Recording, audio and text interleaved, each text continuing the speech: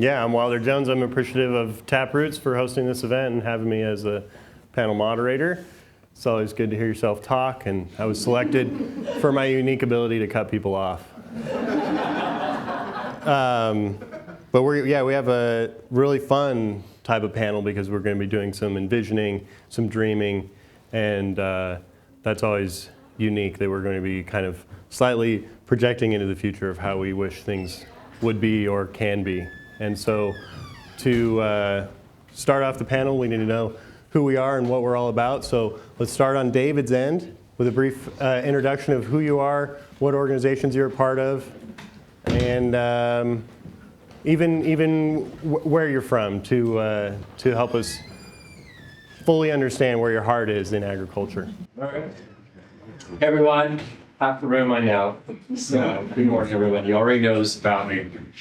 So let's see. My family has been producing food in Idaho for 7 generations now, and then 4 generations ago, moving around, growing crops down in southeast Idaho, finally worked our way up to ranch country. We've been ranching on the same ranch in the Lemhi Valley now for 5 generations up there. And so my aunt and uncle are the running the cow-calf operation up there now. Grew up on the family ranch, that's where like the love for the land bit me hard. And it's something I feel very strongly about, which kind of moved me forward to the opportunity that when American Farmland Trust decided that they were going to come to Idaho, that was an opportunity for me to join them as their program manager, their state program manager.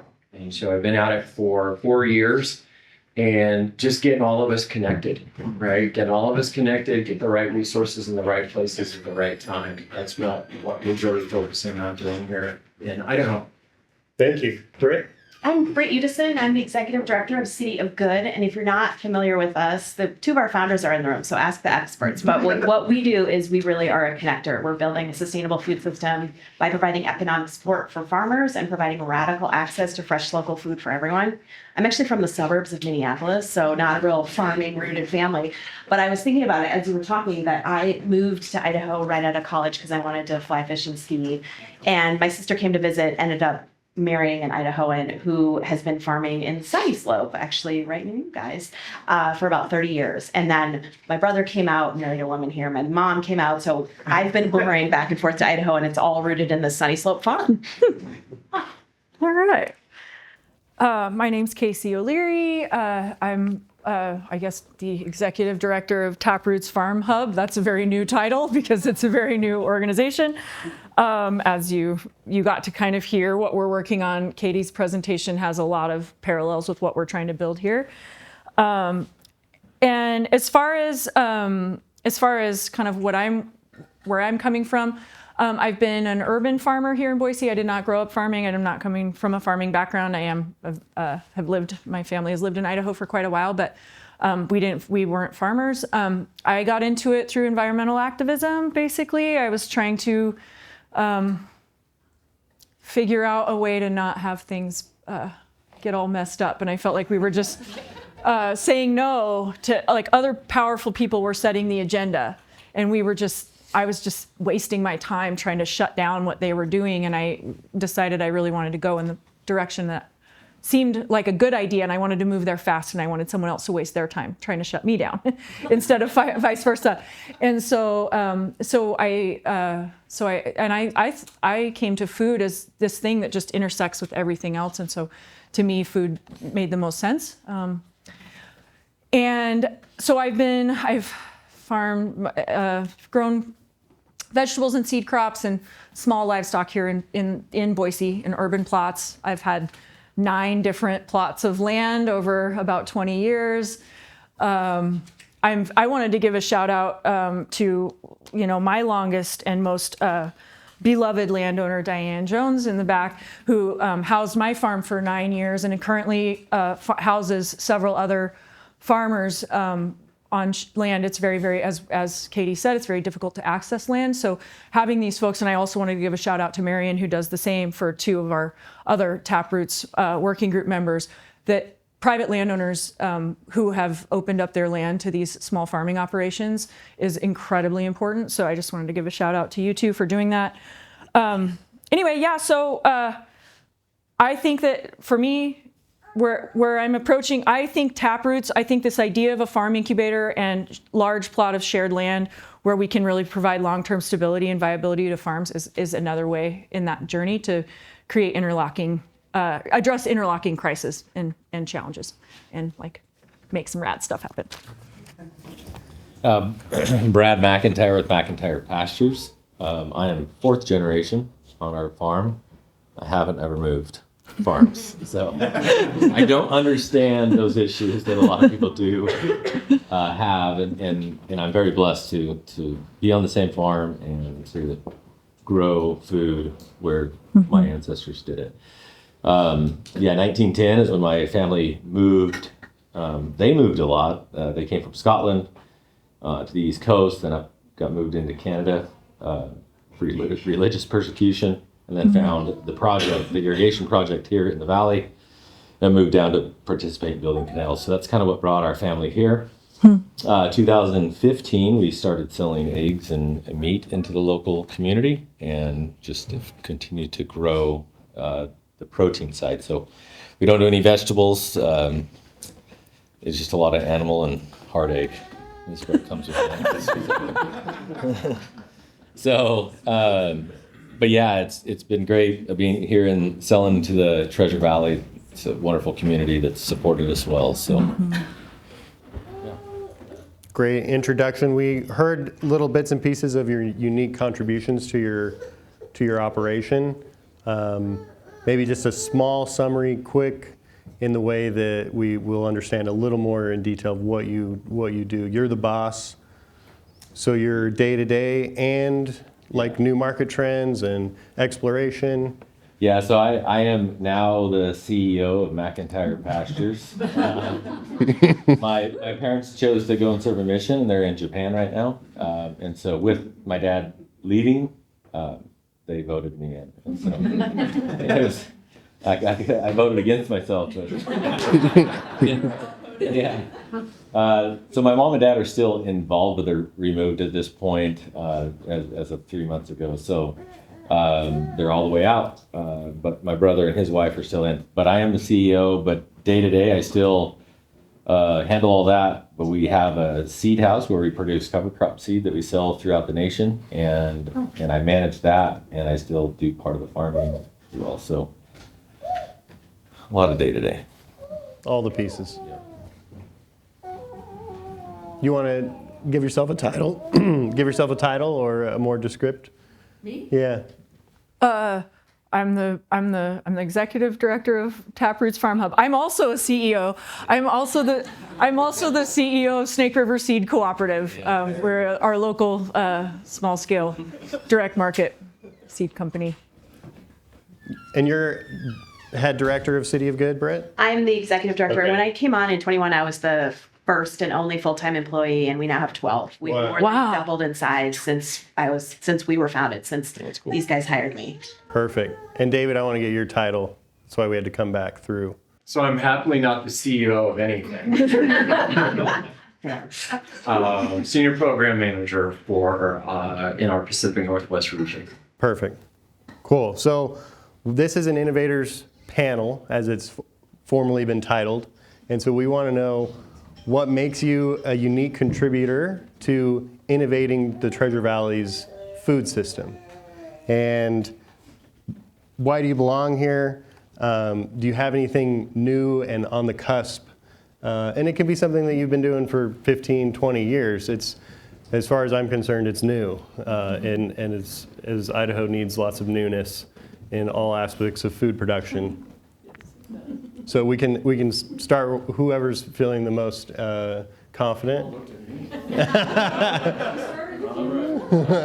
I'll look this up. So one of the things that we heard this morning was about land access, and that will forever, at least for the time being, be like the single largest issue for new farmers. And so, from an innovation perspective, one of the things that we're doing here in Idaho, I'll talk about two different approaches. The first approach is that, our local land use planning act, which was passed back in the late 40s, it has served Idaho well until about 20 years ago. And I say about 20 years ago is when we started to see population growth and development finally hit that tipping point where a lot of our rural planning systems are no longer adequate to deal with the path of growth that's washing over the top of them. They're just completely overwhelmed. And so one of the projects that we've been working on is, I just generally call it in the planning for agricultural space. If I'm a planner, like either a city or a county planner, what did I go to school to do? I went to learn how to plan urban plan, right? We don't teach our planners to actually balance urban with the existing agricultural economy. And then when we layer that with this expectation that our working lands are just simply this bank that's waiting out there for the developers to come, right? We have that cultural condition within our planning community. Then, what we see happening is just runaway sprawl. Put things in perspective, we just recently updated our farms under threat model.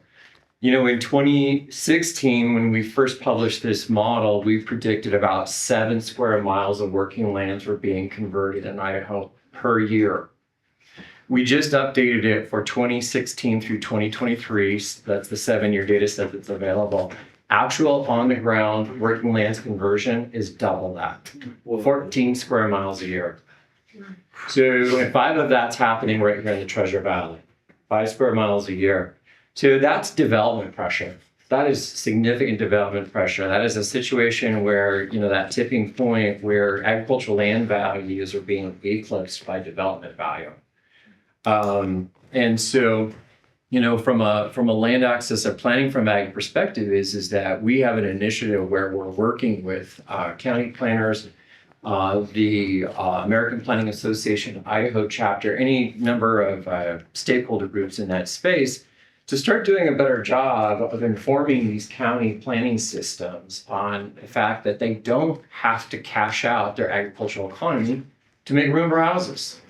We can have both. And the way we do that is actually by focusing instead of outward on our farmlands and ranch lands, we need to be focusing inward on building better cities. When we build better cities and we actually focus on infill and we focus on vertical, it takes at least 50% of that development pressure off of our surrounding working lands. It's really that easy. And so, for those of us that live here in the city of Boise, I want to give an shout out the modern zoning code. That's a really good example of building a better city. And so, and then all you have to do is head out to Meridian, West Ada, and even over into Canyon County, and you can see what not building a better city looks like, right? Everybody's got to have the big half-acre plus lot these days. So we're working in that space. I'm using up a lot of time. I'll wrap it up. The other We got time. The other area that we're working on is a collaboration with Chris over at Land Trust of Treasure Valley. And so Catherine had mentioned permanent protection of working lands through the use of agricultural easements. So, the pot of money that's available to the land trusts here in Idaho is pretty skinny, and there's a lot of competition for that money.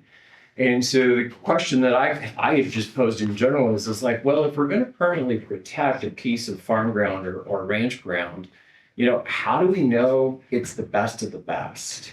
Right? Not saying we can't grow food on anything. You throw enough water and inputs on anything, you can grow. But, where's the especially from a new farmer, land access entry point, where's the shortest lift or the easiest lift in that space? And so I was going to do a graphic, but I don't want to interrupt this. And I would just generally explain what we did is we did a land use suitability model. Where we layered initially, American Farmland Trust has what we call our PVR layer. It stands for productivity, versatility, and resilience. So instead of just looking at soil quality, we're actually putting that on steroids and saying, well, what is that soil's ability to produce multiple crops? What is its versatility productivity. Is it growing specialty crops, higher value, higher nutrition crops? Versatility, ability to grow multiple kinds of crops. And finally, resilience is actually to climate resilience, right? Do those soils, are they able to adapt to drier conditions? So that's our base layer in this model. Since the Treasure Valley is a desert, then water is critical, yeah? So is that parcel of land currently in an irrigation district being served? And then the third thing we wanted to look at is, has that parcel of land grown a specialty crop at least one out of the last 5 years? It was how we put into this model. And so with a little bit of tuning, what we came up with is, we looked exclusively at Canyon County, that it spit out 8 different regions in Canyon County, which are essentially, according to the way we configure this model, the best of the best. Now, what was interesting and unpredicted was that Land Trust of Treasure Valley, who's the land trust that is out ahead on agricultural easements, and in particular crop easements in the state, was working on 3 projects actually in their pipeline. Guess what?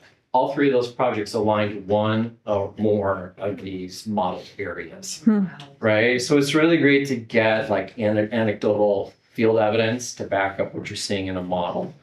So I offer that as an innovation. This was new for AFT for us to take this approach. I haven't seen this anywhere else. And so, the takeaway from this is that, if any of you are in any way trying to make a decision about land use patterns or, how do we better protect ag, lean into the data, right? It's all about the data these days. We got a ton of it. AI makes it a lot easier to process, and it's an opportunity for us, I think, to not necessarily solely make a decision on what a model says, but at least be better informed on what a model has to say. Thank you, David. Yeah. No, that's cool. Are we going down the row? We can. Sure. Yeah. I was listening so closely. The question is innovation and how do we fit in? Yeah, within the food system, like what innovations are you bringing to the table? Is it in production, distribution, logistics, finance, education? Connection is the first thing I'll say in terms of what our innovation is. We don't grow. We're not experts on farming, nor are we experts on nutrition or community service, but we're experts on connecting. And so what we do at everything is work in partnership, and a bunch of our partners are in the room here, and that everything we do is in service to the organizations and the people we serve, meaning, unlike a lot of other food distribution organizations, it's not just about getting food, whatever food, to people that want to eat food in a place that we've already decided it belongs, but it's getting food that's locally sourced in a way that benefits the producer, to the people who need it and want it in a way that makes it easy for them to access. So I think our biggest innovation is radical access. That's what we stand on and lean on. And we do that radical access through a variety of ways. We were founded with a ready-to-eat meal program where we delivered these beautiful boxes of good, is what they were called. And it was 6 ready-to-eat meals made in restaurants like Kin. Kin was one of our original founders, and Bitter Creek. We've evolved from there, and we all of our evolutions and innovations have been in response to what we learned from our partners. So we learned we were delivering these meal boxes to schools. And you're going to be shocked to know that hunger is multi-generational. So that if there's a kid who's food insecure in the home, you can guarantee there's a parent, an auntie, an older brother. And that really what we needed was people to be able to choose what they wanted to eat in a way that was easy for them. So we partnered with the Boise School District to fill all of their community school pantries with fresh, locally sourced produce. Well, hi, speaking of partners, this is one of our main partners, and what I'm about to say is we started partnering with Global Gardens to purchase surplus produce that had not sold at the Saturday market. And in 2022, we delivered 7,000 pounds, and we were like, woo! In 2025, thus far, we've delivered 104,000 pounds of surplus produce that we paid Global Gardens and Boise Farmers Market farmers for, that went to 25 pantries throughout the community. The other innovation there is that through the interactions with our community school partners, we found that a lot of the people that most need to access food don't, because they don't feel welcome or they don't like the food that they find there. And so we started purchasing from local markets, largely refugee owned, but small businesses, culturally specific shelf-stable items for those pantries. We've been told by the school district that the usage of those pantries has not only doubled, but the engagement with the wraparound services and other opportunities through those community schools has also doubled, because people walk in. And the reason we chose produce and not ready-to-eat meals is we were told that the one day a month that pantry was actually highly used was the one day a month a big truck came from California with produce. And so we now fill it twice a month in addition to the once a month delivery of culturally specific pantry items. And now they're full every time there's produce. We also produce ready to eat meals for neighbors experiencing food insecurity, whether that's a veteran at the hospital going through oncology treatment, or it's a senior that's been identified by Southwest Idaho Area Agency on Aging, or it's an unhoused person. We are in the process now of completely transforming our production so that we're providing these meals where minimum of 90% of what's in those meals is locally sourced. So I know we've reached out to you about upping our protein local, but we're all in. The other thing we do that is a true innovation, we're the only organization in the country that does this in partnership with the Boise Farmers Market, is we run a mobile farmers market, and it's the prettiest van you've ever seen. And I just bought a second one on Friday, so we got two vans. She's so totally electric with solar power to manage our refrigeration and freezing. But 15 stops during harvest season, and it's 100% choose what you pay. So our farmers and producers get paid the same amount no matter what our shoppers are paying. But what's really innovative about it is there are mobile farmers markets, but what's different with ours is we invite people to shop, anybody, and we partner. The 15 stops were identified through partners. So it was through Janus and the school district and the library and other partners help us say, this is where we want you to be because we know there's a high need. Then we did outreach to the community. So whether you're dropping $200 on fresh blueberries or whatever, or you can't pay anything, the process is the same. And the idea is that unlike SNAP and some of these other threatened programs, you don't have to prove that you need it, and you get to identify how much we pay. So we hand you the point of sale system, we let you know what the traditional retail price is, and then it's between you and the point of sale system what you decide to pay, no questions asked. And during the traditional harvest season this year, which for us was June through October, around 30 to 35% of our shoppers paid less or nothing. We kicked it back up when SNAP was stopped, which is a whole other subject, but when SNAP was paused for the month of November, we had 3 stops a week for the month of November. We were running out of produce within the first 20 to 25 minutes, and 99% of our shoppers paid nothing or brought a bag of change. So we see that this is, and I mentioned that we went from 1 full-time employee to 12. It's exciting to grow that quickly. We are responding as nimbly and quickly as we can, but it to us expresses a deep, deep need. And another innovation is that we see our role as reminding our community that food insecurity, A, shouldn't exist, and B, is another market for our farmers and food producers, and we should be sourcing locally so that we have a thriving food system for all of our neighbors. Mm-hmm. Mm-hmm. Yeah. I'll stop. Yeah. Thanks, guys. Yeah, it's so exciting. So exciting. Let's see. I was thinking about this. I think probably the most innovative thing that Taproots is working on right now is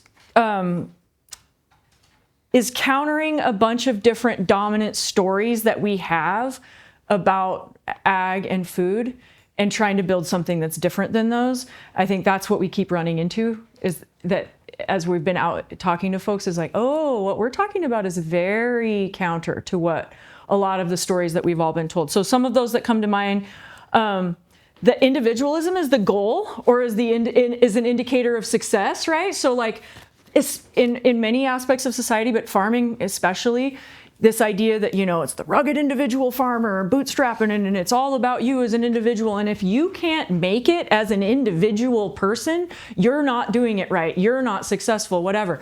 Turns out we live in a society. None of us do anything totally on our own. And I really like when Katie was talking about the community piece, like that's something that keeps coming back up for us in the working group, is like, yeah, sure, you could bring people in and have them be, on an incubator, and then the goal be to go off on your own and get your own land. But we don't want to do that. We want people to stay on the land and build this community, because it's freaking lonely. I always joke about you're like, how many farmers have been crying out there over their hoe in the middle of their field, or their tractor, or whatever, it can be really lonely. And the idea of having somebody else who's right there next to you, who's in it also, then you can go over to them and you can be like, man, I just had a really hard day, or it's like whatever, and then for them to be able to to say, oh yeah, that sucks. Like, let's grab a beer after work. That's really amazing, you know? And the fact that, I mean, you were saying last night, Dan, like build a bigger tent, just build a bigger thing so that each individual person who, like, say when we're at CSA season or whatever, and you're like, CSA farmers won't talk to each other. In CSA, it's like, I mean, we're like friends otherwise, but then it's like CSA sign up, so you're like, how many members do you have? Whatever. What if when one of us got a member, we all got a member, you know? And then and you don't have to grow 200 different crops, you grow 10 and you do them well, and everybody else, you know. So anyway, that kind of thing. I think another dominant narrative that we're trying to counter right now is the idea that the best or the only acceptable use of publicly owned space is for recreation, soccer fields, lawns, parks, grass, whatever. That really, you know, we need public land that is doing more things than just providing us places to recreate. And so we've been, like, we put in a proposal to farm this big piece of land out south of town called Mergerdio Park, if anyone's familiar with that. It's 140 acres owned by the city of Boise in the county. That would be a real game changer if the city said yes to that. So we have some city folks in the room right now. I know none of you are the decision makers, but just, you know, anything we can do to help you make the case. I mean, I think that the reason why I think this is radical is because we are experiencing a situation where the public has become more and more and more separated from agriculture, from the sources of their food, and from the wonder and the delight that comes along with, like, pulling a friggin' carrot out of the ground. It's like amazing, you know, or biting into a sun-ripened tomato or whatever. Remind you of your essential creature alive on a wonderful planet, right? Like that connection is something that we have lost, and the idea that public space could be used in those ways is really interesting to us. I think, you know, the idea that agriculture is dangerous for the interface with the public, right? That's because of chemical ag, very, very industrial systems. That is not the way that food has been produced and continues to be produced in much of the world. That idea that the ag lands are dangerous and not fit for the public to be in is something that is very that we're pushing back against, you know. So another dominant narrative that we're pushing back against is the idea that private land ownership should be the goal for all farmers. I think what we've seen in that system of private land ownership as the goal is that it leads a lot of times to that land being sold for development. The idea that it is coupled with the commodity system or with commodification, that land is tied to that, and that farmers' livelihoods are tied to their ability to, or their retirement is tied to their ability, like they have to sell their land for development in order to live, whatever.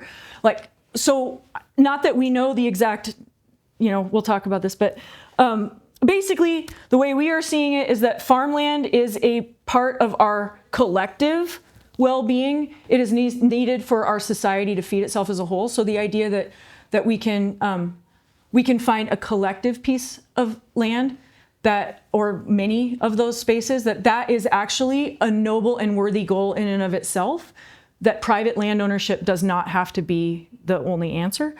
And then the last one, I guess, is that it's safe to base our agricultural model on short-term leases for farmers. That is an amazing, it's shockingly common story that we can expect that people will do the kind of skilling, that will gain the kind of skills and provide the kind of skilled labor and heart and mind, like that person in the video said, like the rocket science level, like skill and their own physical bodies and their energy to do work on a piece of land, to steward soil, to build ecosystems that function. All of those things that's long-term work. And we're expecting that we do this on short-term. You know, it's shocking. Like if you are a landless farmer in this valley, you're lucky if you have a 5-year lease. You're not planting any trees in 5 years, you know. So we want to build long-term stability and equity so that farmers can actually skill up and do this work in perpetuity. We need fruit. That's my argument. We need fruit, and we're not getting fruit if we don't have long-term stability for farmers. I'll leave it there. Sounds good.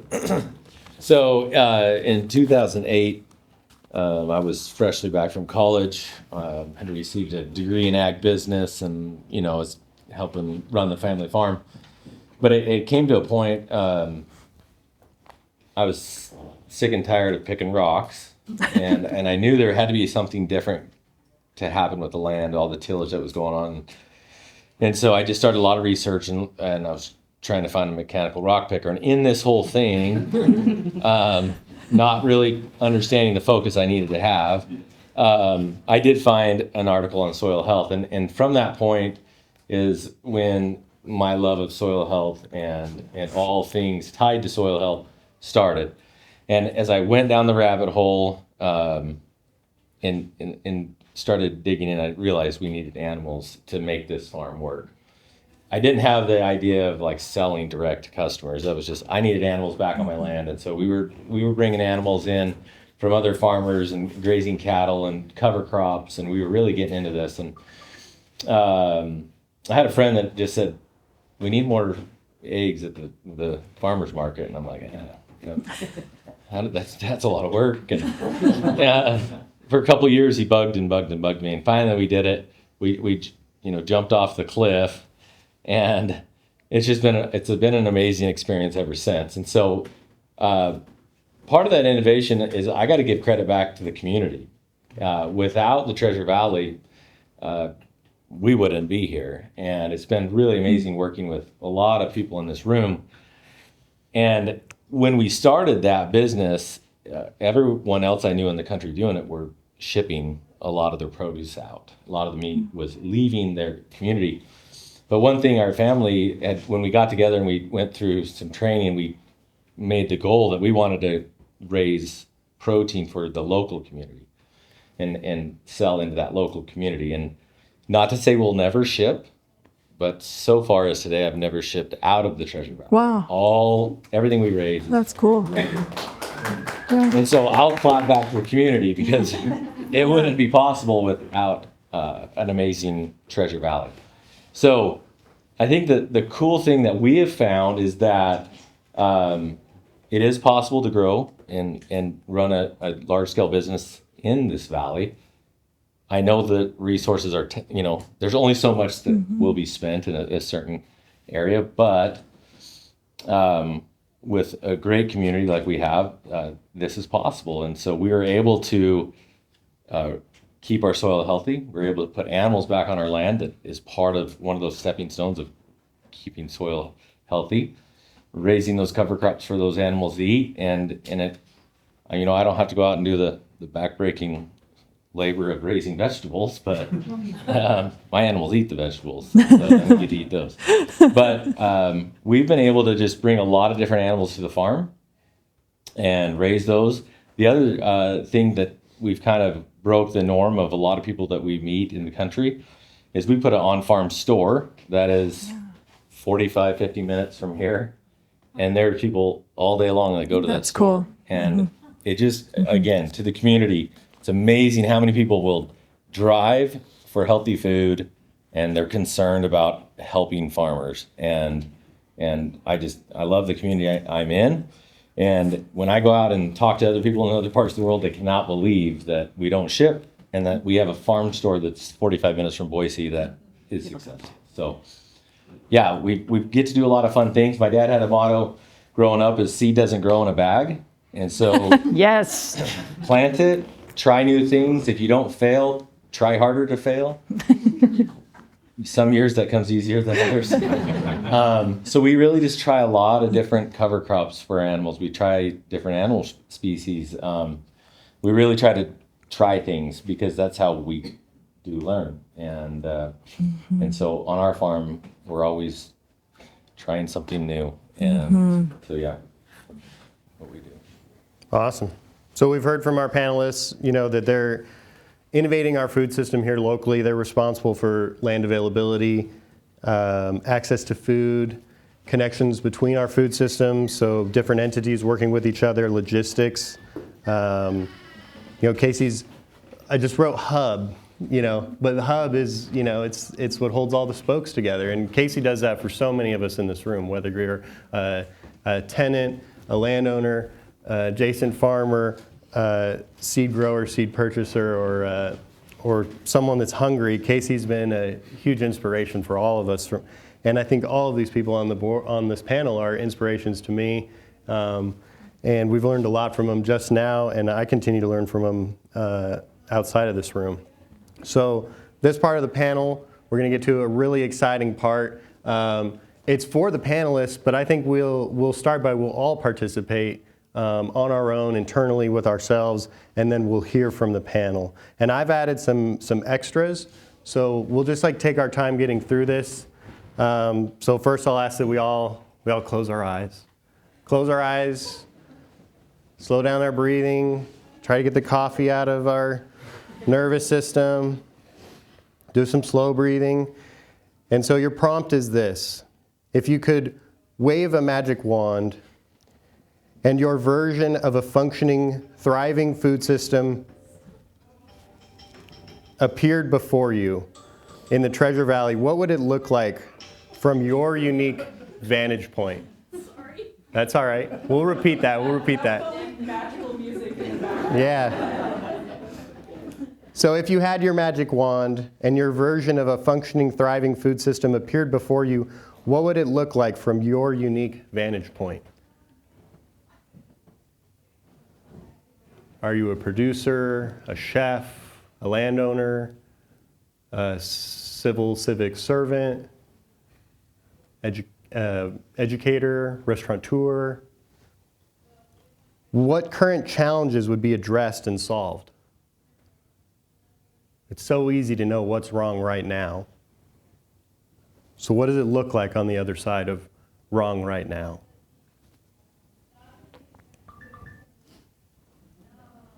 What does this food system look like? What does it taste like? What does it feel like? What does it sound like? What would people say about it? Who's involved? And what is revered?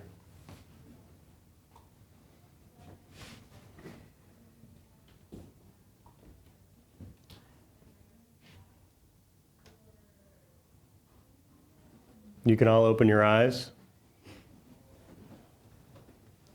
I can say generally for me, the colors are green, the sounds are natural, the people are smiling. And I want to hear from the panelists, what does your thriving Treasure Valley food system look like? And if you want to talk in detail about its objectiveness, or if you want to talk about the inequities that it addresses immediately, or even the future challenges that thriving food system will face. Whoever feels moved first can speak about this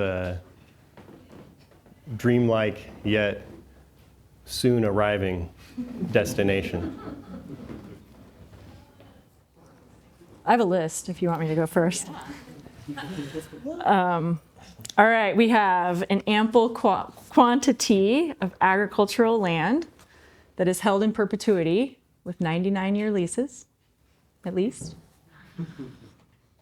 We have figured out other ways for farmers to build equity on a piece of land without having to own it, and to be well compensated for the skills that their vocation requires. There is modest but secure housing in my ideal universe here for farmers near where they farm. So farmer condos, share like fire pit, place to hang out. You don't have a yard, you have to do yard work because you have a farm, but you have like a spot where you can go and hang out. Taproots is thriving.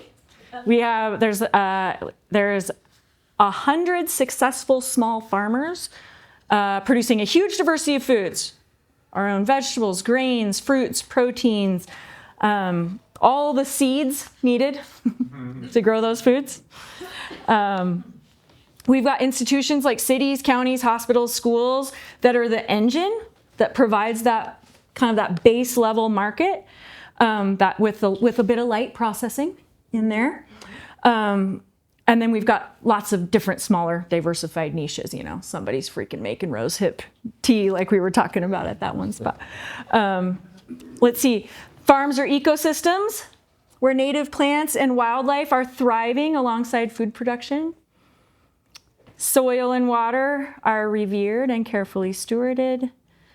There are ample opportunities for the public to interact with agriculture, from on-farm classes and workshops, all the way through supportive mentorships for farmers at every stage in their farming career, and a really revered, when you asked who's revered, what's revered, our elder farmers are revered in this way of showing us a better way forward. That they have a crucial role to play in supporting the next generation. And then the last one is that people are nourished and delighted by this planet of wonders which grows our food.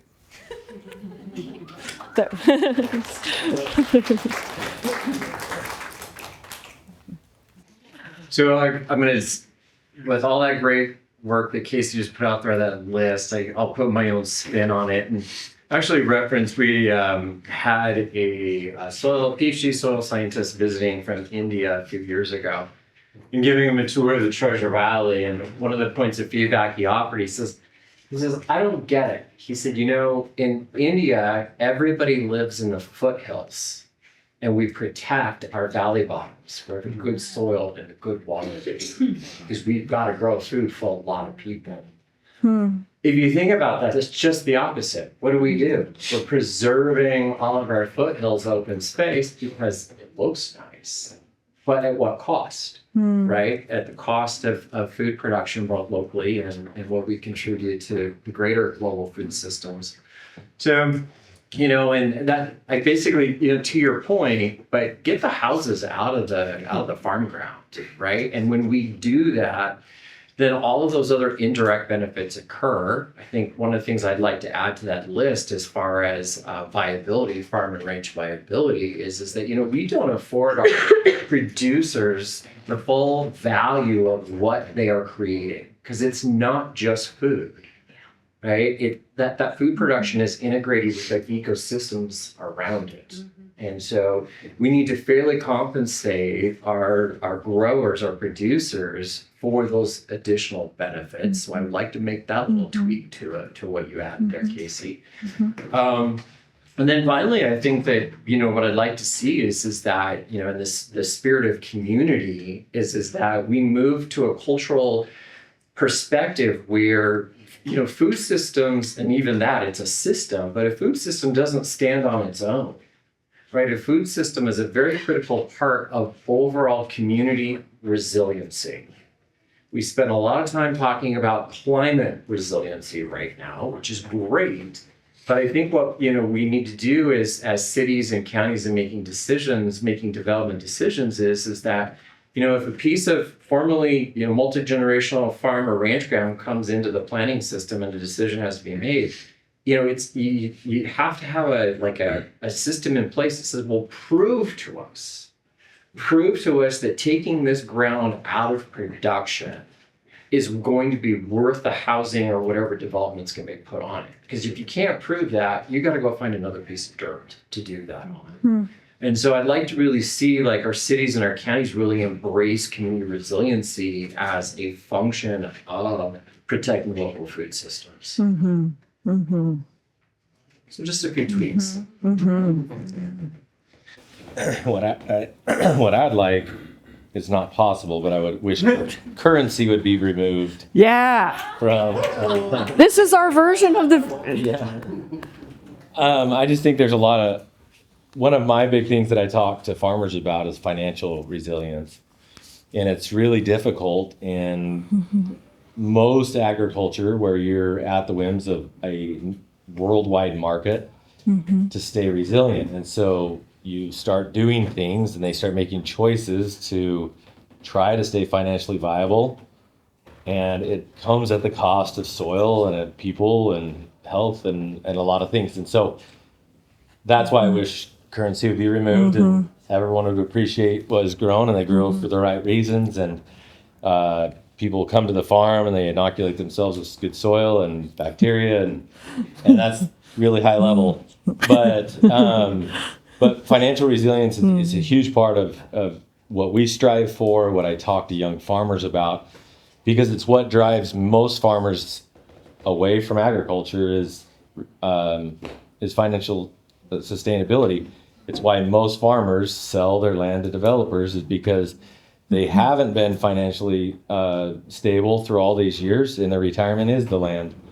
Unfortunately, it's why they do what they do, and they can be attacked for selling their land and causing this spread and whatever the excuse is, but they just haven't chose it, didn't say, sell for enough, whatever it is. Like in agriculture and commodity agriculture, you have these really good years and these really, really bad years that then you take all your savings to cover it, and there's these violent swings. And so I would love to see a system where farmers are revered, that people can afford to pay what farmers need to stay viable, and we have an outside system that would help them retire and chase bumblebees and do all their things. But it's just what I see is the biggest reason for a lot of poor choices is money, and I hate it, but that's what I see out in the farm ground. So.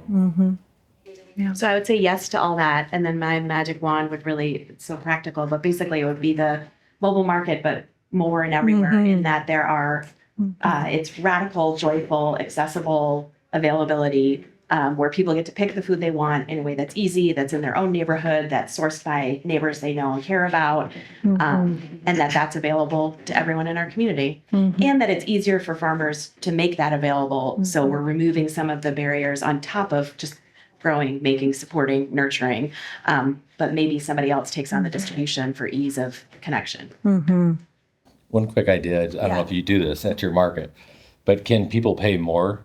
100% yes. Okay. Yes. I just didn't know if there was like do, and I really mean that's part of it too, is double the pay it down. forward. Yep. Yeah. We did. So here's a cool thing. I believe the founder, the originator of the idea of the mobile market is in the room. So I haven't said this yet. There's been a lot of fear about this choose what you pay model. How are we going to pay for it? Right now we're grant funded. That will end very soon. And so what are we going to do? Well, we learned this year that 30 to 35% of our shoppers were paying less or nothing. And we made more money per stop than ever before. So that means people were paying more. That's great. Awesome. Yeah, something that comes to mind in the theme of Taproots and talking about land access and availability today is Wendell Berry says there's no unsacred land. There's only desecrated places. And we're talking about, being logistical with our decisions about where we put homes and where we put buildings and solar farms and actual farms. And we're talking about revering the work, that we do. And so that reverence is all encompassing all the time, from the back alley to the multi intersection highway. There's no place not worthy of our tender love and care. And seems really weird that it's so hard to find a piece. It's tough. And as someone that lives outside the Treasure Valley, and since this was a Treasure Valley visionary question, something that I think about when we reimagine the Treasure Valley's food system. I don't live in the Magic Valley either. The joke is I live in the Tragic Valley. And so the idea for me, my vision for the Treasure Valley would be that I don't have to come here to sell you food, and that I get to stay home, and even better, I get replaced. I want to be replaced by people that do it better than me. I don't do it the best. There's way better people at it. And those are the little metrics along the way of like, I can't wait till knows the answer. Someone else is doing it better than you. That'll be a great turning point. So, a lot of abundance coming our way, I can already tell. So, we're going to move it back down to the nearest of futures, walking out of this room, I want to hear from you how you're moving this strategy forward, how you're moving this dreamlike vision forward. What are the next steps, strategies to think about today, and what do you want the audience to think about? Are we going to leave another room with vote with your dollar?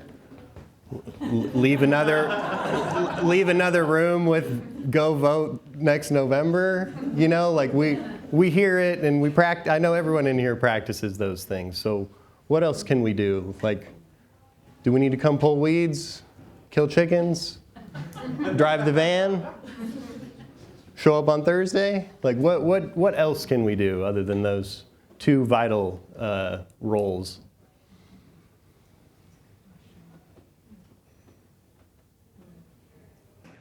So we've been talking a lot about systems, and in a global marketplace these days, those systems are vast and detailed and sometimes hard to define. And so I think I would start with Wilder that instead of trying to take in the whole system, turn around and look in the mirror and say, what is my place in that system? And what do I as an individual have the ability to influence in that little tiny sphere that I have in that greater system? Because if you think about it, if each of us has our own version of that, then we're talking about exponential change. And so, I invite each of you to choose your own brand of how you want to protect ag. Choose your own brand and stick to it. And be a warrior with it too. Don't back down.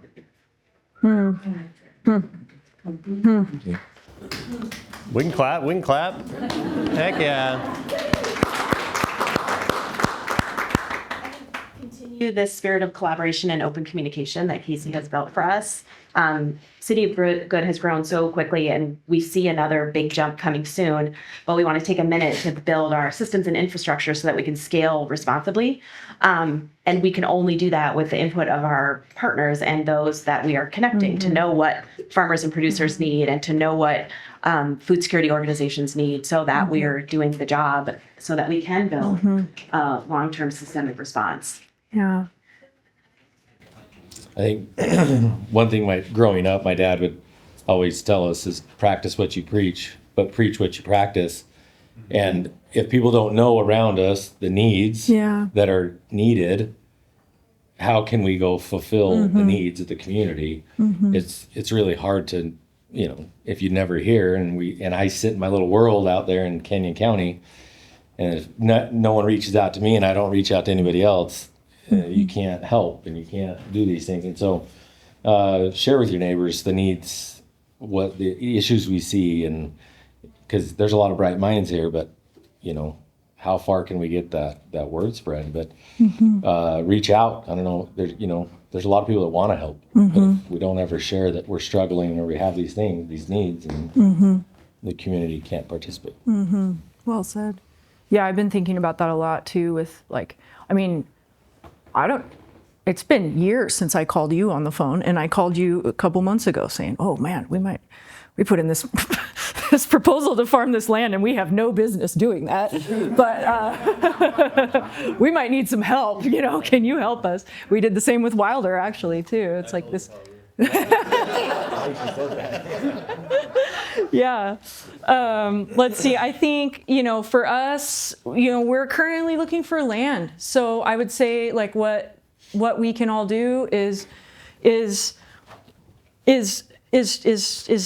keep that in mind. Like if you hear of anything. So I'll tell you what we're working on right now. Our next step. So we did, like I said, we put in a proposal to farm that Regerdio Park property. The city met about it last week. It's a long shot. It's going to be if they even entertain this idea. We said we wanted like a 50-year lease on it. That's a lot. So if they even entertain it, I'm sure there'll be a lot of negotiations, and I know that there would be a lot of coalition building that would have to happen to make the neighbors feel good about it being a really awesome, cool, community-driven, exciting incubator farm versus a park with soccer fields, which is what they actually want it to be. So that's one thing. And then, we've been meeting with several private landowners, and we're looking for a good fit. if you know somebody who has land. What we're looking for is, and we've been meeting with folks, and it's been really interesting to have these meetings. What we're looking for is somewhere between 40 to 200 acres. We want enough land that we can, like, kind of what Katie was saying is, like, we have to be able to grow enough to where we're not just gonna have to kick people off quickly. We don't want to kick people off. So we need 40 to 200 acres. We want it to be as close as possible to Boise. Yes, we realize that is difficult. There are parcels that are near Boise right now that would fit that criteria. So, it's not out of the question, but we're looking as far away as we have to look. We went to Ontario last week to look at some land.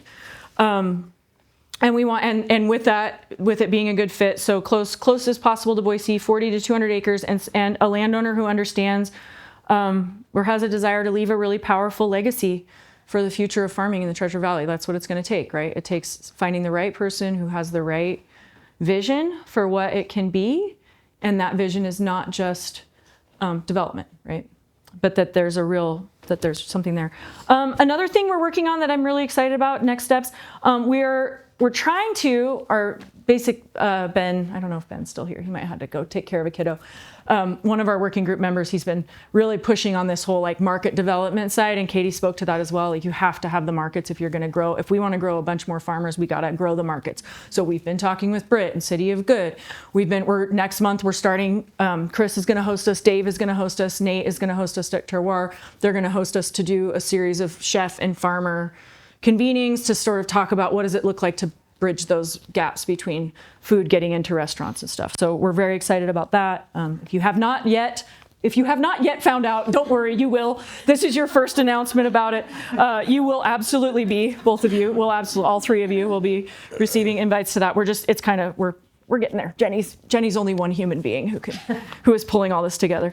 And then I guess the only other thing I want to say, that as far as like our call to action, the way I'm feeling right now, I don't know, I've been in this local food movement for a really long time, and I feel like I got pretty burnt out about it, 6-ish years ago, and I wanted to go a different direction. I was feeling really tired. I felt like we were losing ground, we weren't gaining ground. And I right now, the way I feel, because of this work that's happening by many of you in this room, I feel so hopeful right now. I really, truly believe that we are at a time, we have real opportunity here right now, like real opportunity. The valley is not bottom, it has not just blown out. There is still ag land, there is still water. Like, we do have we have a city in Boise, we have a city who is thinking proactively. It has a very robust climate action roadmap. Like, there are things that are happening here. We have a moment to seize the opportunity, and it's like the big world outside of us is too big, but this is not too big for us. We can do this together. And I'm so stoked that we all get to gather here today because of that, because we really do. Like, the wisdom is in this room to make it happen. I used to feel like when we bring in somebody from Washington, I don't know about you guys, you bring in somebody from Washington and you're like, oh, well, that's never happening here. But it's like, it can happen here. Like, that's the moment we're at right now. So that's my call to action, I guess. Mm-hmm. Yeah. We have to think 50 years down the road, though. Like, we have to take actions right now that are meant for 50 years down the road, 100 years down the road.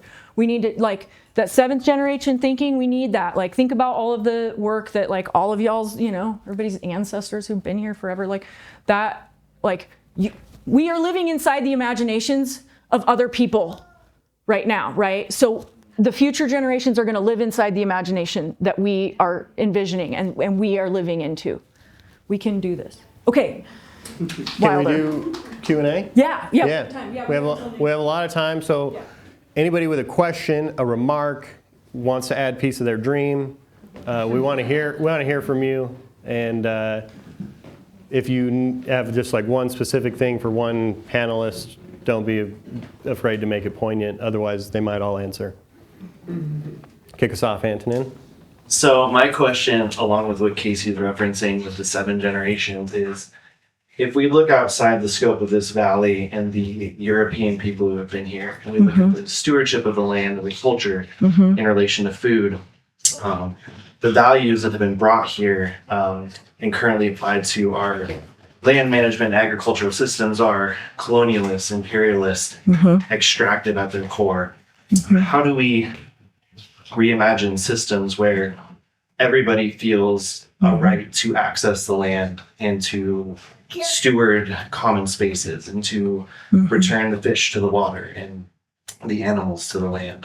What does that imagining look like, and how do we welcome more people to the conversation and to kind of our spiritual birthright in interfacing with the land and food? I don't know if that's specific. Well, I'll say, that's something that at Snake River Seeds we've really grappled with over the years, because the reality is that agriculture itself is a legacy of colonization in this valley. That there are many places in the United States where the ancestral legacy of the land is agriculture, and in our valley it is not. Right. And so I think that is those, the dams that are powering our agricultural systems here and allow us to even live in a river bottom, such as the one we're in right at this second, were done at the expense of Native folks and Native foodways that are different than what we are currently doing. And so there's a huge amount of work to do there, and question, for me, what I've been thinking a lot about is definitely the salmon that to me feels important, the lower 4 dams feels important, but and having salmon have the opportunity to return. But I feel like that I have a lot more questions than answers about that right now, because that's the reality, that agriculture is relatively new here. And what does that look like? How do we address that fairly? And how do we support our children remembering their relationship with the land? I think about leading foraging classes, but it's how do we shift our perspective in an agricultural setting, in a community setting, that there's a small handful of people that steward the land and produce our food, to something that's this collaboration between us already in place. Yeah, how do we become from here? Yeah, to a degree. And agriculture is at its root very extractive and overexploitive. And hyper-individualistic. I know I think about our farm's succession and what I want to do and create in order so that the land remains open, not developed, and all I'm trying to do is work the current, bureaucratic and governmental systems to my advantage to the point right before private property was created. We're going to go full circle right back to the commons, but we're going to have to use all of the devices that colonialism has created. Is daunting. Dave? I want to go to something David said. I just couldn't agree with you more regarding cities and zoning. As we look at what are the areas where we can have the greatest opportunity for change in the next 10, 15, 20 years. And I think changing the zoning rules in cities is at the very top of the list. Because when we think of the tools that we have to protect farmers, building farmer markets, very important. Zoning rules, that's the top of the list. And I don't know that, it's a conservative state. Big shocker. The politics of the state are very much, stay off my land, it's my business. And we want no government intrusion in our lives in any way, including taking our tax dollars. So our ability to shift the narrative is difficult, but I think when we look at zoning rules, one of the nemesis to farmland take in the last 20, 30 years has been development interests. And if we can shift those development interests to our cities with new rules in our cities that allow them to make more money inside the city developing housing, rather than in the rural lands, we can make a real shift. But I think part of this is getting the ag community itself to get behind this and to actually shift their energy towards helping the state understand why different zoning rules would make sense for the state. I don't know in your efforts if you're seeing that or how this community helps in that effort. So one thing I want to circle back on it and want to try this out. This might be part of my talk on Thursday. So you're all like guinea pigs. So I think it's very interesting, that when you talk about conservative values, right, which the state is, I'm going to stay out of the other political part of that. Conservative values, which those are the conservative values of my family that we grew up with. And then we have conservation of resources. And so the intersectionality of that is to conserve. And if you really, what is it that we're wanting to conserve, or what is it that we're wanting to protect? Well, we're wanting to conserve the best of our past because it served us well. So let's protect that so that future generations have access to the same. And so I think that, the extreme politicization that's going on in this country right now has moved us away from the fact that it is a conservative value to conserve resources. And we need to bring that back. We definitely need to bring that back. And then specifically what's happening within, planning for ag, really what we're looking at is that you've got to create new tools. Like I say, the local land use planning act served us fine for 50, 70 years, but you know what? Idaho's not a flyover state anymore. These land conversion rates and the growth patterns are indicative of that. And so one of the really challenges is to get these county planning systems and city planning systems modernized and caught up. I mean, one luxury of being a flyover state for so long is that, everybody got to screw stuff up for 50 years somewhere else. Let's learn from that. Let's bring those lessons home here and do it the Iowa way. Any remarks from the audience? I guess I'll blow that because there'll be case here in reference to it, and these comments, thinking in the context of what's most urgent right now, but then also thinking in the context of 30 to 50 years down. And let's be progressive. Let's look at Salt Lake City and Denver, and not just be reactive. Let's try and be proactive, right? And we look at, in the land trust world, you look at hey, we closed an easement, 400 acres. In the meantime, it was the five square miles were lost in the meantime, right? So great emotional victory, not doing much in terms of shifting anything. I think the same thing as, I come to these meetings, this is going to sound critical. I don't mean it that way. It's the same people in here, right? And so we're dealing with a culture and idealism to try and spread. In the meantime, the immigration of folks coming in is just pushing the proportionality away from us, kind of like what you're referencing. And so I guess I'd love to hear what organizations are doing in that 30-year context. Like, for instance, is anyone talking to the Cal Regional Transit or something? They're talking about, what mass transportation is going to look like, and they're planning for it right now. I don't see why, in terms of the work we're doing, why we can't start to have those conversations with them about moving goods and services along the people mover, right? And we start planning for having those ag centers in places where there's still opportunity to establish, right? And so it's thinking outside of the box of, okay, yeah, no one's out there, because I guarantee you those transportation planners are thinking in that context. They're not going to stop the train at Colville and be like, phew, we got here just in time. They're going to take that to Parma or Ontario, or plan for it anyway. Why, what are we thinking in that context of, let's go set up our centers here and let's work with Valley Regional Transit as a for instance, to make sure, because it's sort of moved along that same thing to bring it to the populations. But I'd love to just hear people's context of your relative lanes and roles. We talk about that too, which I think is great. We don't all have to be doing everything. Let's find a niche and let's deliver a common purpose. But I've done something. Thanks. The honest answer is yes. City of Good is thinking about that and talking about that, but it's it's embarrassing to say out loud, but there's this push me, pull you where we want to be fast and act fast, but we want to do research, but we need money. And so there's this we're in that place right now where we're trying to understand what those lanes of transport are, where the needed stops are, where we would put a hub or a processing site or a minimum, where we would put it in relationship to the farmers, in relationship to the so yeah, we're talking about it. If anybody wants to give us a couple million, we could talk about it faster. But yeah, ultimately the other part of our want is that is City of Good's dream, is that the connections we're making are not just from, this block to that block, but from this part of Idaho to this part of Idaho to this part of Washington. So yeah. If you want to talk more about it, Britt@citygood.com. How are you? Yeah, I just wanted to make a point. Brad and I sit on the Canyon County Soil and Water Conservation District.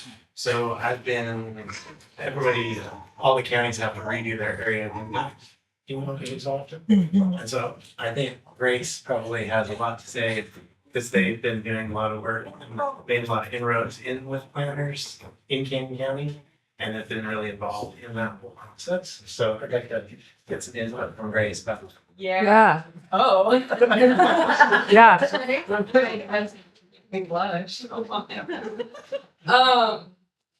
Yeah, I've been at every single area of impact boundary redrawing for the last like 3 months, and it's been both incredibly boring and really, really entertaining or exciting.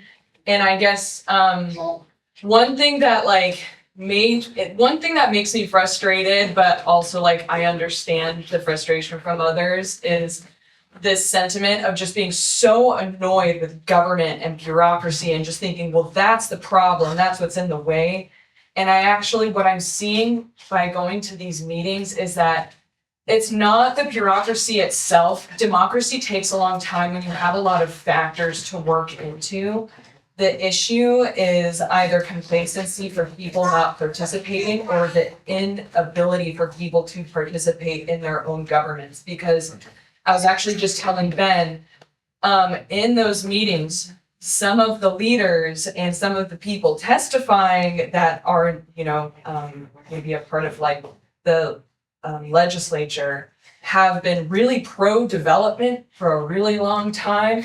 And the second that, for example, Middleton came out and started like breaking decorum, let's say, in the meetings, people were pretty quick to make some adjustments and make those adjustments to those area of impact redrawings. And so I guess, and the legislative session is coming up and all those meetings are pretty consistent and you can't do it all, but like, if you are someone who is like, really concerned about the like state of politics or wanting to inform your leaders or impact your local leaders, is that testimony I've witnessed is really powerful. And I don't know if it's changing people's minds, but it is putting pressure on people. And even in areas with conservative values, like you had said, those conservative values isn't always just my property I want to protect. It's really like,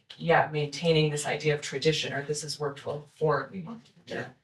I don't know if that's what you wanted me to comment on, but that's the overall like shift that I'm seeing. Yeah, and you guys talked, it seemed like you're making inroads with some planners as far as educating like agriculture and development can go hand in hand in some ways. We had some commissioners they're like starting to talk about that, and it was pretty interesting because at one of the last meetings there was a commissioner who said, I'm not in the business of preservation, which is interesting. But I guess, you're like at least forcing those conversations to be had of like leaders on the spot reflecting of what is my responsibility then, if it's not for preservation. What am I here to do? And if I'm not in the job of preserving, then like who is? I guess that was like kind of when I'm seeing commissioners or senators or mayors really actively talk about responsibilities, and everyone's kind of pointing the finger at everyone else. For me, it's just being reflected like, okay, who is actually responsible for all of this? And that's like, I think that is the real frustration with bureaucracy. How do you guys, because I've been sitting on the Ada Soil and Water Conservation District Board, and you sit on the Elmore, and I guess I'm just curious, like how we see the conservation districts playing into these conversations, and do they, and how, like I know how Ada is, and Ada is kind of looking at it as like we are an urbanizing district, and so we are focusing. Ada focuses their programming on much more like urban scale home gardener type they're kind of shifting a lot of that focus, habitat creation on, small like homes, in homes, more so than ag. How is it in Elmore and Canyon counties? Are they a resource for us? We're very concerned about it. At least our board talks about it a lot. Rich goes and attends all these meetings, and we have him do all that work. But we feel like we don't have a very loud voice. I feel like our voice is, I guess that's our frustration, is the way the districts were set up way long time ago. We really don't have that power. So we feel like they're not being used properly. Yeah. I mean, Clay can. Yeah, I mean, the meetings that I've been to representing the district, it's almost like personal property rights rule the room, and they don't want to, nobody wants to give up the right to develop. Yeah. Even though it's not right, it's just an ability to ask for that right. But if a land, from what I've seen in meetings from commissioners, if a greater portion of an area has been sold to a development company, it's the writing's on the wall, it's done. It's already developed and approved for development, even though it hasn't been approved for development. So I feel like in a lot of ways in the Treasure Valley, and because of Idaho being what it is and personal property rights being so paramount, it's going to be individual landowners or groups of landowners making that commitment and putting their land into and or at least doing the APA and saying that we're not going to develop this for 20 years. It's ag. It's not going to go into development. And so pie in the sky, land use management and zoning gets changed, but I really doubt it's going to happen in Idaho. Well, go ahead. Oh, I had another comment on top of that, is something that our organization has been doing at each legislative session is proposing mandatory agricultural zoning. Because when you look at the current, the Idaho's adoption of the right to farm, it puts a burden on farmers to register complaints from their neighbors, which I think Casey, you had said something about taking away this narrative of farming is dangerous. And I actually have noticed in my experience, it's more that subdivisions is dangerous to Yes.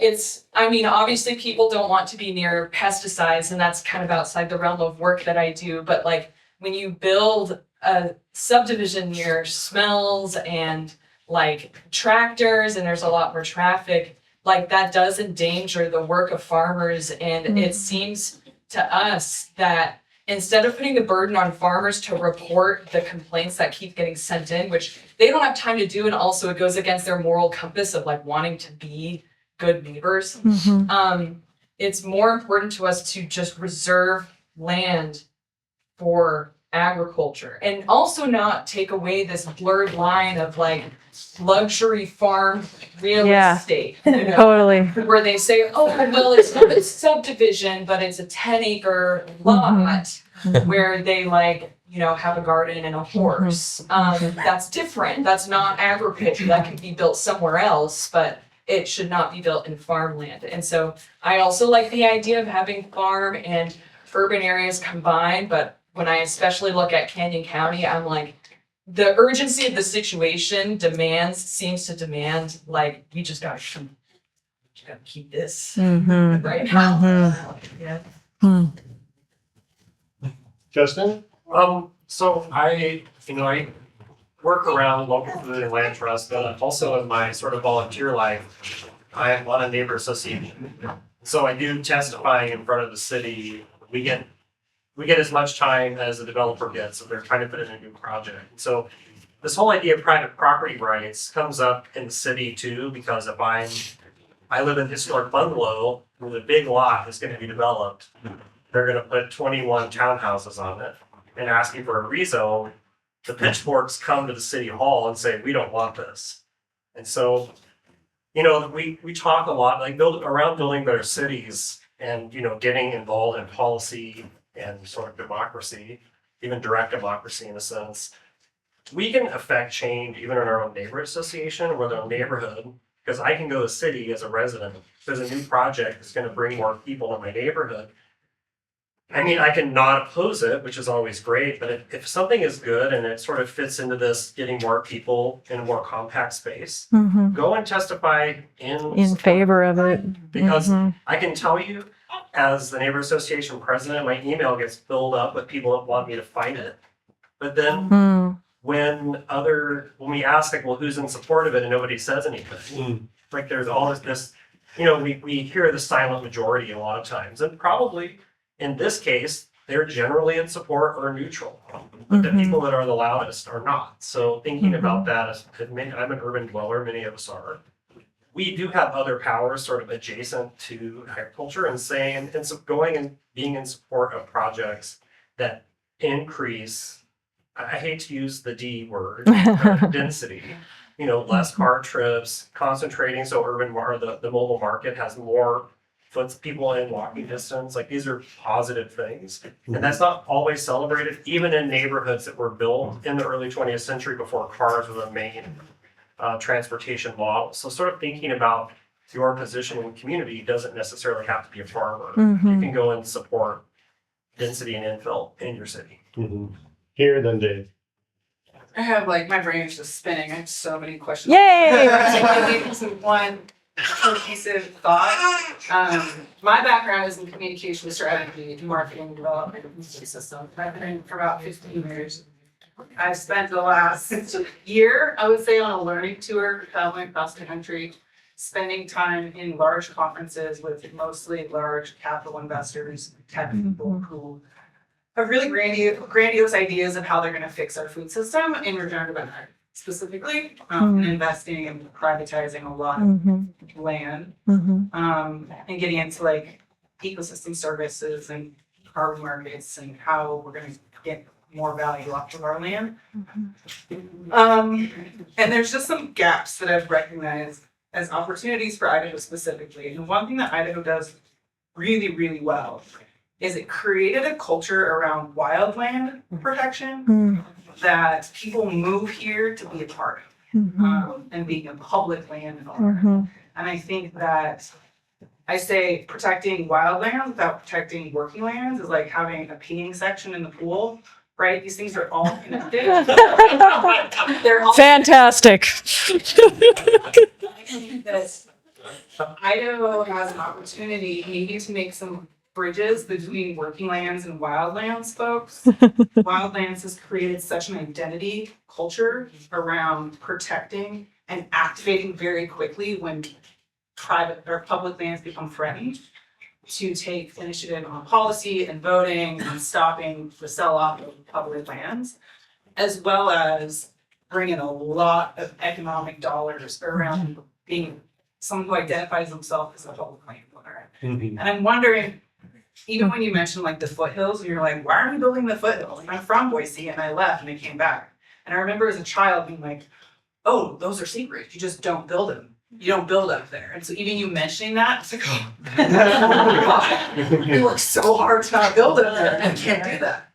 So kind of my big question is, when you imagine people talking about Idaho and talking about our food system, or talking about why they moved here, and it's not just for recreation and access to land, how do you imagine that new kind of narrative, being fiercely protected because they understand there is no peace section between wildlands and worklands? I love that. Sort of a question, but I'm how are you imagining what people in 10 years are like? I won't cuss because I'm a cussing person, but heck yeah, I live in Idaho because I'm this kind of person, and food system is really important. I think there are some of us that feel that way. I mean, that's one of the things that brought me back. I've never said this to Dave Crick out loud, but that's part of the reason that I came back, is that there is a sense of a fierce connection to and love of our food system and our local food. And it's small, but mighty. And I also think one of the things I've learned in working in food justice is there's this narrative that people who access food through, fast food or pantries, it's because they don't want good food. They don't want to eat good food. That's malarkey, to not cuss, but that everybody wants to eat good food, and everyone wants to be connected to and proud of the food that they're eating, and that we build that through connection, we build that through access. And so I do think there is a sort of a nascent germ of what you're describing, and that part of what we get to do is joyfully build that conversation and connect, make it so that eating locally and eating great food isn't a bougie hobby. It's an integral part of everyone's life. Got snaps. Yeah, Dave, then Clay? Yeah. Well, I think just kind of bringing it back, I think this is, three-dimensional chess. And so it's like there isn't one solution. There's many solutions. There's many pathways. It's a complicated problem, and it all has to be done simultaneously for it to work. When we look at the low-hanging fruit, it is a conservative state. And how do we work with the energy, the way that the river is flowing? Right now, I think it's what Boise did with their zoning code is wonderful, except for why Boise first? Because this is what needs to happen statewide in our cities. It's like, I want to turn my 2,900 square foot home into 3 homes or 4 homes, but I can't because the zoning code doesn't allow for it, although now it finally does. Sort of. But how do we get this around the state where the single family home with the big yard is the American dream? And I do think that the forces are aligning on this topic. Yeah.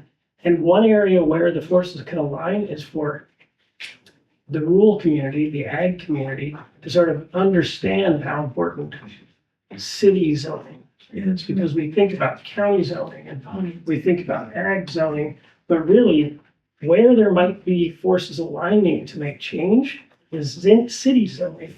And while I'm glad Boise went first, I wish they wouldn't have, because Now it looks. to some extent, how do we make this a conservative idea that's good? And one area where I think there's a lot of alignment is the development community. Why are they developing anyway? To make money. You want to be like Boise, right? Boise just set the start, set the standards there. Do you want to be like Boise? Do you really want to be that sprawling, large lot, single family home subdivision kind of place like what's happening out in Middleton right now? And so, in deference to the free market, you need all kinds of housing for all kinds of people.